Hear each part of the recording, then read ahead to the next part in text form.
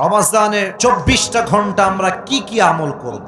রমজানের 24টা ঘন্টা time management কেমন হবে? ফজরে কি করব, জোহরে কি করব, আসরে কি করব, মাগরিব পরে কি করব, বাদ এশা আমরা কি করব? 24 আওয়ার্স রুটিন অফ দ্য রমাদান। রমজানের 24টা ঘন্টার প্ল্যান কেমন হবে, আমল কেমনে হবে, কেমনে আমরা প্রত্যেকটা সময় কাটাবো? আমরা সবাই শুনতে রাজি আছি না নাই?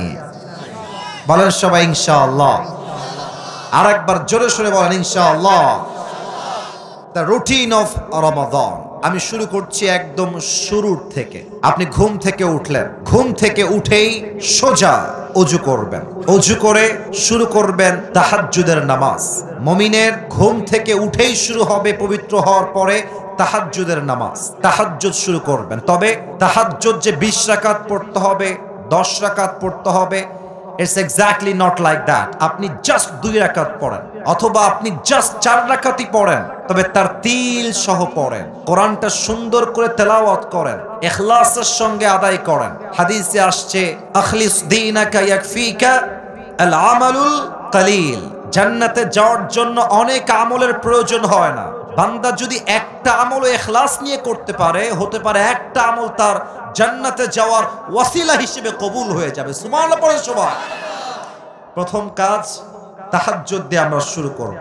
আচ্ছা, তাহাজ্জুদ শেষ, আসসালামু আলাইকুম ওয়া রাহমাতুল্লাহ, আসসালামু আলাইকুম ওয়া রাহমাতুল্লাহ, তাহাজ্জুদ শেষ। এবার বসে বসে যা পাঠ করবেন শিখাই দিচ্ছি। কয়েকবার পড়বেন আস্তাগফিরুল্লাহ, আস্তাগফিরুল্লাহ। পড়েন দেখি একবার সবাই আস্তাগফিরুল্লাহ। আমার কানে একটু প্রবলেম হয়েছে, মনে হয় শুনতে পাই নাই। আর একবার সবাই জবান থেকে পড়েন আস্তাগফিরুল্লাহ। কয়েকবার ইস্তিগফার পাঠ করবেন, তারপরে দুরুদ ইব্রাহিম পাঠ করবেন। দুরুদ পড়লে কি লাভ হয়? দুরুদ পড়ার পরে যেই দোয়া বান্দা আল্লাহর কাছে করে, আল্লাহ তার দোয়াটা খালি হাতে ফিরিয়ে দেয় না। সুবহানাল্লাহ। ইস্তিগফার পাঠ করবেন, দুরুদ পড়বেন, দোয়া শুরু করবেন আল্লাহর কাছে। যা মনে চায়, যা আপনার দরকার। যাদের বউ নাই আল্লাহকে বলবো, আল্লাহ এবার বউটা আমারে দিয়ে দাও আল্লাহ। বড় সবাই আমিন। যারা আমিন কয় না তারা কেউ বউ পাবে না। এটা জোরে কতি হবে আমিন। আপনার যা যা চাওয়া আছে তাহাজ্জুদের জায়নামাজ বিছিয়ে দোয়া করে চাইবেন। শেষ। তাহাজ্জুদ যখন শেষ হয়ে যাবে, আসবেন সাহরি খাওয়ার জন্য। সাহরি যখন খাওয়া শেষ, বাস সেহরি খেয়ে উঠে গিয়ে সোজা মসজিদে ঢুকে যাবেন। মসজিদে ঢুকে যখন ফজরের আজান হয়ে যাবে, ফজরের 2 রাকাত সুন্নত আদায় করবেন। যশোরের ভাইরা, কয় রাকাত সুন্নত? আর একটু জোরে শুনতে চাই, কয় রাকাত?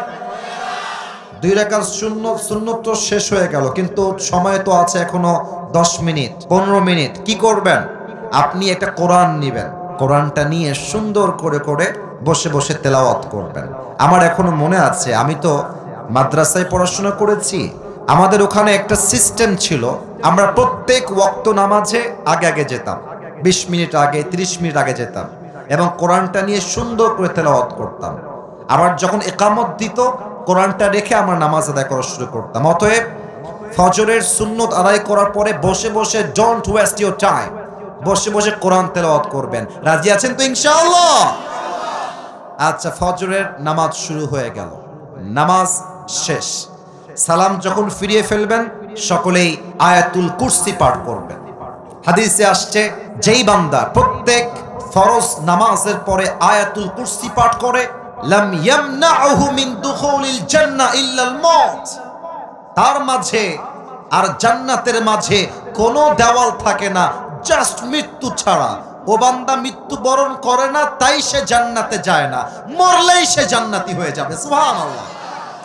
আয়াতুল কুরসি পাঠ করবেন। এবার আরেকটা আমল শিখাই দেই, আমার সঙ্গে সবাই পড়েন আউযু বিল্লাহিস সামিউল আলিম।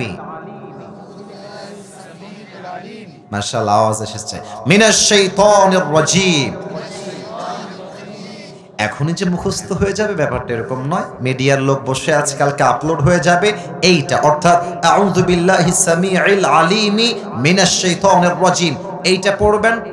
তারপরে সকলেই সূরাতুল হাশরের শেষ আয়াতগুলো পড়বেন। হুয়াল্লাহুল্লাযী লা ইলাহা ইল্লাহু আলিমুল গায়বি ওয়াশ শাহাদা হুয়ার রহমানুর রহিম, শেষ পর্যন্ত পড়বেন।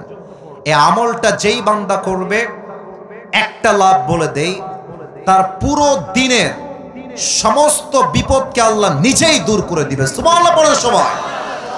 সূরাতুল হাশরের শেষ 3 আয়াতের আমল শেষ।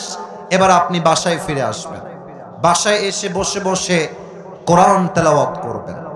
কোরআন তেলাওয়াত যখন শেষ হয়ে যাবে, যখন সূর্য উঠে যাবে, আলো হয়ে যাবে, আপনারা সবাই ইশরাকের নামাজ পড়বেন। এর লাভ কি? যেই বান্দা ইশরাকের নামাজ পড়ে, আল্লাহ এই নামাজের বিনিময়ে তাকে একটা কবুল হজের সওয়াব তার আমলনামায় আল্লাহ লিখে দেয়। আচ্ছা, তারপরে যদি আপনার মনে হয় কিছুক্ষণ ঘুমালেন, আর যদি ঘুম না হয়, সোজা জোহরের ওয়াক্ত যখন শুরু হয়ে যাবে, যে যার কাজে ছুটে যাবেন। ব্যবসায়ী দোকানে যাবে, যে জব করে সে অফিসে যাবে, যে ইমাম সে তার কাজ করবে, যে যার কাজ শুরু হয়ে যাবে। যেমনটা আল্লাহ তাআলা বলেছেন, ফাইদা কুদিয়াতিস সালাত ফান্তাশিরু ফিল আরদ, when you have done your salah spread out to your workplace। নামাজ শেষ, কাজ শুরু হয়ে যাবে। অবহেলা যে করে, অলস যে হয়, সে প্রকৃতপক্ষের বীর বাহাদুর মুসলমান হতে পারে না। ঠিক কি না বলে? আচ্ছা, কাজ যখন শেষ হয়ে যাবে, জোহরের আজান দিয়ে দিয়েছে, আল্লাহু আকবার আল্লাহু আকবার, আজান যখন শুরু হয়ে যাবে, আপনার প্রথম আমল হবে আজানের উত্তর দেওয়া। অনেকে আজানের উত্তর দিতেও ভয় পায়। একদম সহজ, যা বলবে জাস্ট রিপিট করে দিবেন।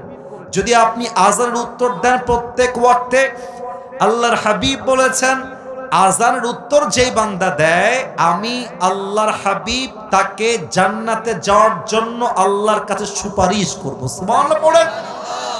আচ্ছা, এরপরে জোহরের পূর্বে সুন্নত কয় রাকাত বলেন তো সবাই? আপনারা ভয় পাচ্ছেন কিসের জন্য? কতি হবে? কয় রাকাত?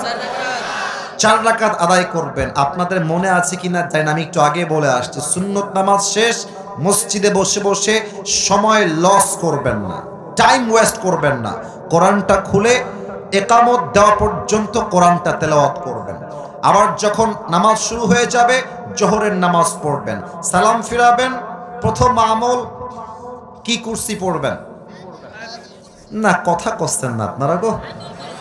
কি কুরসি পড়বেন বলেন সবাই? আয়াতুল কুরসি পড়বেন। বাস 2 রাকাত সুন্নত পড়বেন, বাসায় ফিরে আসবেন। এখন যাদের বউ আছে তাদের জন্য একটা কথা, জোহরের নামাজ পড়ে এসে দেখবেন যে আপনার বউ বাড়ির কাজ করছে, হয় রান্না বান্না করছে। যাদের বউ নাই, বউ হবে তোরে বাবা, এত টেনশন কিসের? আগে শোনো, আগে শোনো আমার কথা, শোনো, আমি তোমাদের কথা একটু পরে বলবো। ওয়েট, একটু ওয়েট করো। যুবকদের কথা না বলতে ওয়াজটা সফলই হবে না যুবক ভাই। ওয়েট ফর আ মিনিট, একটু সময় দাও। আচ্ছা, আপনার বউ ঝাড়ু দিচ্ছে, এসে বলুন, বউ দাও দাও ঝাড়ুটা আমাকে দাও। আপনি ঝাড়ু দিবেন। আল্লাহর হাবিব বলেছেন, বউয়ের জন্য যেই বান্দা 1 টাকাও খরচ করবে, বউয়ের কষ্টে সে সহযোগিতার হাত বাড়ায় দিবে, প্রত্যেকটা কাজে কাজে আল্লাহ তার আমলনামায় সওয়াব লিখে দিবে। সুবহানাল্লাহ।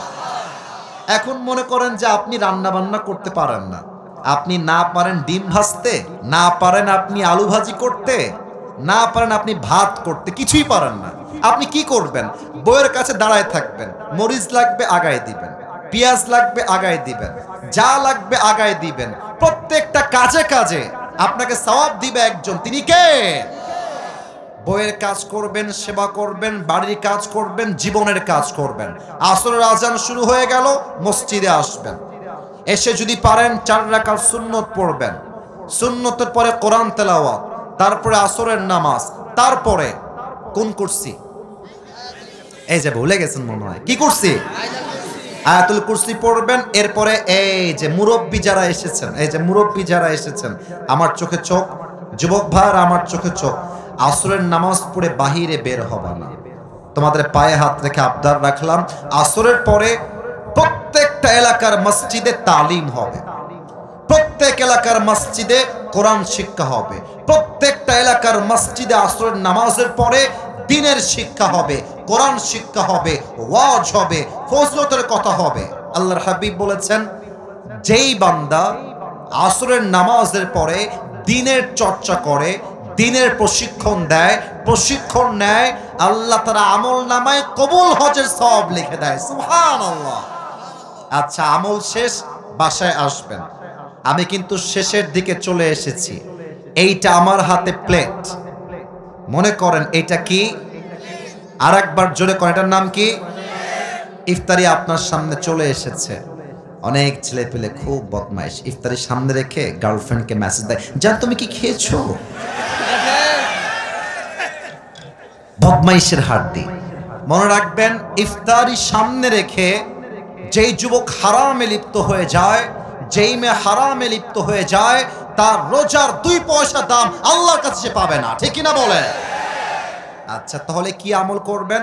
ইফতারি আপনার সামনে, বসে বসে আপনি ইস্তেগফার পাঠ করবেন। ইস্তেগফার শেষ, ইফতারি সামনে রেখে 2 হাত তুলবেন মুনাজাতের জন্য। আল্লাহর হাবিব বলেছেন, ইফতারি সামনে রেখে যেই বান্দা আল্লাহর কাছে কোনো কিছু চায়, আল্লাহ তার প্রত্যেকটা চাওয়াকেই কবুল করে নেয়। সুবহানাল্লাহ। আর ইফতারি যখন করবেন, এটা মুরব্বীদের বাজে স্বভাব, আমাদেরও বাজে স্বভাব। প্রথমেই শুরু করি পানি দিয়ে, আরে সেই তৃষ্ণা। অনেকে দেখবেন যে জুসের বোতলটা অথবা গ্লাসটা এমনি ধরে রাখে, আজান খালি দিতে দেরি হবে, আমার খাতি দেরি হবে না। আজান দিলি শরবত দিয়ে শুরু করে, আজান দিলি উনি খায় আগে পেঁয়াজি আলুর চপ। না, দিস ইজ নট দ্য সুন্নাহ। এটা সুন্নাহ নয়। আজান হবে বা ওয়াক্ত হয়ে যাবে, প্রথমে আপনি নিবেন সুন্নতি খাবার খেজুর। সুবহানাল্লাহ পড়বেন না আপনারা? পেঁয়াজি নয়, আলুর চপ নয়, ডিমের চপ নয়, পানি নয়, প্রথম আমার সুন্নতি খাবার হবে খেজুর। বলেন সবাই, নাম কি? আর খাওয়ার সময় এমন খাওয়া খায়, এইরকম পুয়াতিমের মতো হয়ে যায়। আর কি হয়, খাওয়ার পরে গিয়ে ওই যে বেডে শুয়ে যায়, মাগরিবও পড়ে না, এশাও পড়ে না, তাহাজ্জুদ তো বহুত দূরের কথা, তারাবির নামাজটাও পড়তে চায় না। ঠিক কিনা বলেন? একদম সুন্নত অনুযায়ী হালকা খাবেন। মাগরিবের নামাজের পরে কোরআন তেলাওয়াত করবেন, জিকির আজকার করবেন, আয়াতুল কুরসি পাঠ করবেন। এশার নামাজে যাবেন, এশার সুন্নত পড়বেন, তারাবির নামাজ পড়বেন। তারাবির প্রত্যেকটা রুকুতে, প্রত্যেকটা সাজদাতে আল্লাহ তাআলা আপনার জীবনের গুনাহ খাতা মাফ করে দিবে। সুবহানাল্লাহ পড়বেন না? এশা পড়ে এসে আর রাত জাগবেন না, এসে জাস্ট হালকা খাবার খেয়ে ঘুমিয়ে যাবেন, আবার উঠে তাহাজ্জুদ দিয়ে দিন শুরু করবেন। রাজি আছেন তো ইনশাআল্লাহ?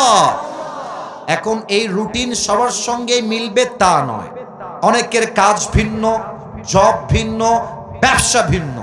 যার যেমন জীবন সে অনুযায়ী কাগজ নিবেন, লিখবেন কখন কি করবেন, কখন কোন আমল, কখন রোজা, কখন তেলাওয়াত, কখন তাহাজ্জুদ, কখন দান সদকা, সব লিখে রুটিন করে রমজান মাসের প্রত্যেকটা দিন আমরা আল্লাহর জন্য আমল করব। রাজি আছেন তো ইনশাআল্লাহ?